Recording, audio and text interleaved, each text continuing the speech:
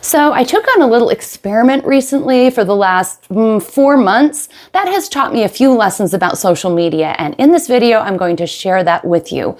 Hi, I'm Shara Ogilvy. I'm a therapist, and I'm here to confess that therapists struggle with their own issues just as much as anybody else. And one of my issues is being able to concentrate and focus, being able to stay disciplined with the plans that I set out for the day, and also not filling my mind with just garbage.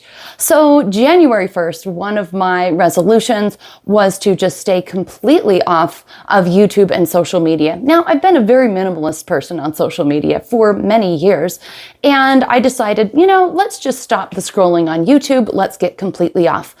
So I'm going to share what I learned about that because it's not as shiny as it seems.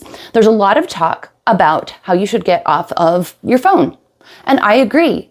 One thing that I definitely deal with my clients is if you are feeling depressed and you're hanging out on your phone is probably part of the depression. I mean, studies show that if you spend more than 15 minutes on social media, your mental health starts declining for every unit of time after that. So why would I ever advocate for being on social media or YouTube at all? Well, I shouldn't, right? So that is why I've been so careful with social media, and at the beginning of this year really just said, I'm not going to watch anything on YouTube.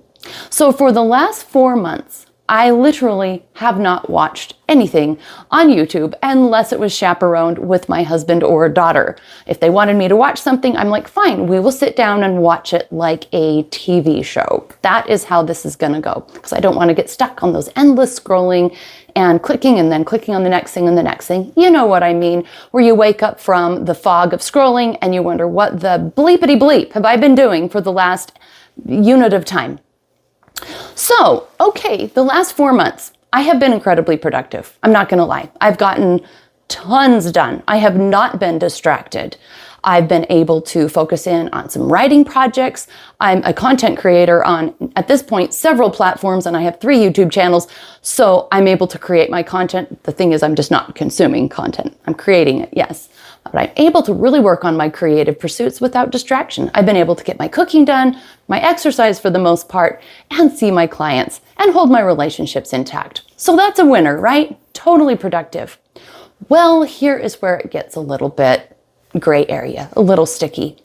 I have felt disconnected from friends to a degree. I have felt disconnected from what's going on in the world to a degree. I've had to rely on my husband, which is not a bad thing, but I've had to rely on him to tell me about the war going on or about anything going on in all the other areas of news. Again, not a bad thing. But there have also been times where I've thought, gosh, I'd sure love a tutorial on how to cook this or do this thing or do that thing, or I have a question about some other thing. And I've just said, no, I'm not going to do it. So I've just asked AI or moved on without learning. And I found that social media and YouTube actually fill an important part in our lives. I mean, we do live in a modern world, and there is a lot of information that's actually helpful and maybe interesting around us. Like I'm saying, being able to cook certain things, learn about health things or things in the news or things about therapy or relationships or spirituality or how to do all kinds of things.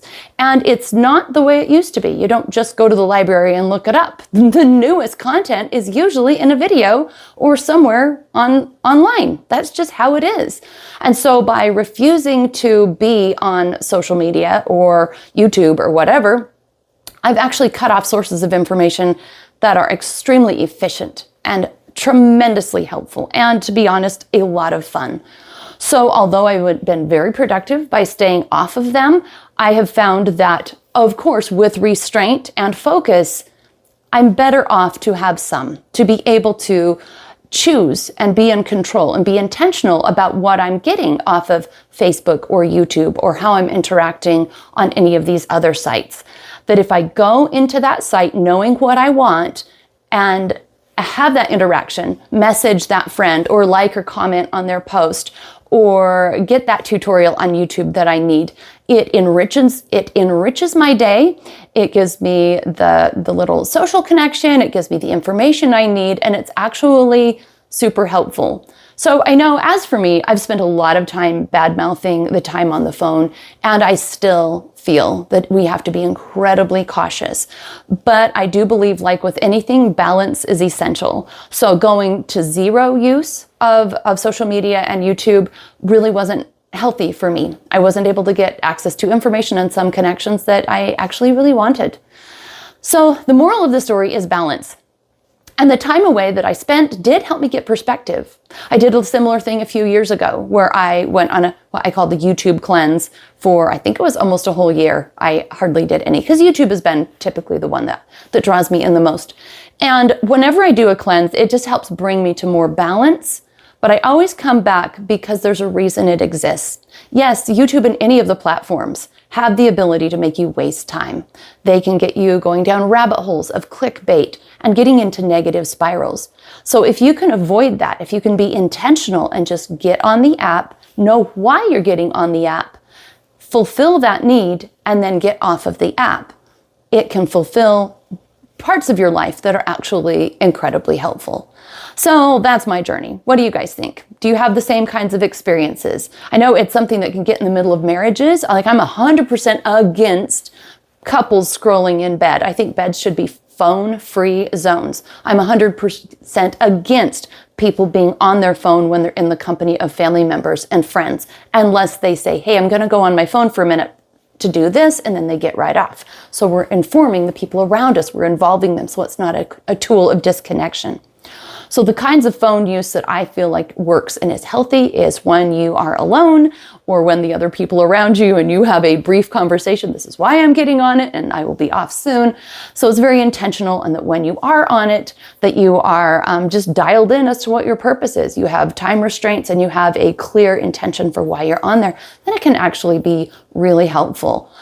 If you agree, I'd love to hear, but also just want to share with you, figuring there's got to be a few more people in this same boat. Social media, phones, YouTube, scrolling, it is a huge issue in our mental health. And I think the name of the game in the world we live in today is really restraint. Restraint, discipline, and intentionality. I guess that's the best takeaway, right? Is if you can control yourself, you can have access to the resources that will help you. But if you're out of control, those resources will strangle you. All right, I'll see you next time.